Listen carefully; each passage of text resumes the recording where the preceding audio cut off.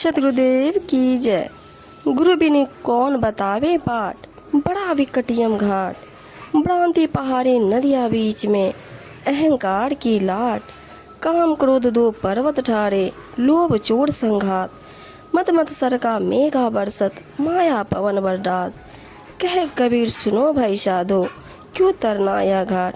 कबीर साहब जी अपनी साखी में समझाना चाहते हैं कि सतगुरु के बिना जीवन कल्याण का सही एवं सरल मार्ग कौन बताए। भवसागर में मृत्यु का बहुत भयानक घाट है, जिसे पार करने का मार्ग केवल सच्चे सतगुरु ही बता सकते हैं। काम और क्रोध दो विशाल पर्वत खड़े हैं, उनके बीच भ्रांति रूप विकराल पहाड़ नदी बहती है तथा अहंकार का बहुत विशाल बांध है। साथ में लोभ रूपी चोर टकटकी लगाए हैं। ये सब प्रबल अवरोधक एवं आघात करने वाले शत्रु हैं। अभिमान और ईर्ष्या का बादल लगातार बरसता है तथा माया मोह के पवन का झोंका बड़ी तेजी से चलता है। सतगुरु कबीर साहब जी कहते हैं, ऐसी स्थिति में भवसागर का मृत्यु घाट कैसे तारा जा सकता है, अर्थात इससे कैसे पार पाया जा सकता है। विकराल काल के घाट से जीव इस भवसागर से कैसे पार हो। इससे अनजान जीव को नाना दुख भोगते हुए यहाँ बारंबार जन्म लेना और मरना पड़ता है। बिना सतगुरु के इससे पार होने का कोई भी मार्ग नहीं है। सतगुरु के उपदेश अनुसार सदाचार, सत्य ज्ञान एवं विशुद्ध भक्ति साधना द्वारा काम क्रोध लोभ एवं अहंकार आदि समस्त विकारों को मार कर ही इससे पार पाया जा सकता है।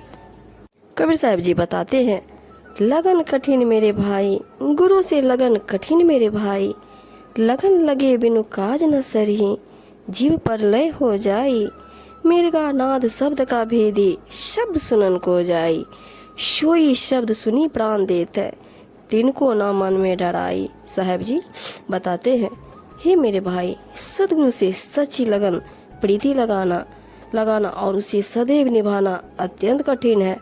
सतगुरु से लगन लगे बिना कल्याण कार्य सिद्ध नहीं होता और जीव महाविनाश में चला जाता है। वह 84 लाख योनियों में जन्म मरण के चक्कर में पड़ा रहता है।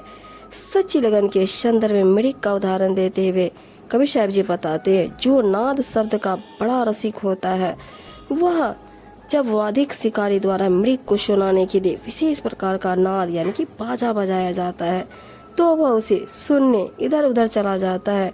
उस शब्द को सुनने में वह अपने तन मन की सुध भी भूल जाता है और शब्द से गहन लगन लगाए हुए वादिक शिकारी के हाथों में अपने प्राण दे देता है। इसमें वह तनिक भी भय नहीं खाता। साहब जी की बहुत ही सुंदर साखी है।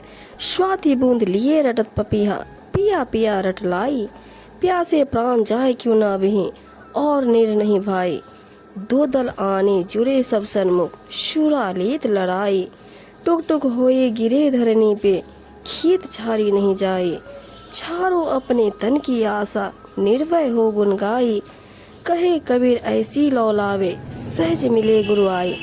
साहब जी समझाते हुए कहते हैं, प्यासे पपीहा की भी लगन अद्भुत है।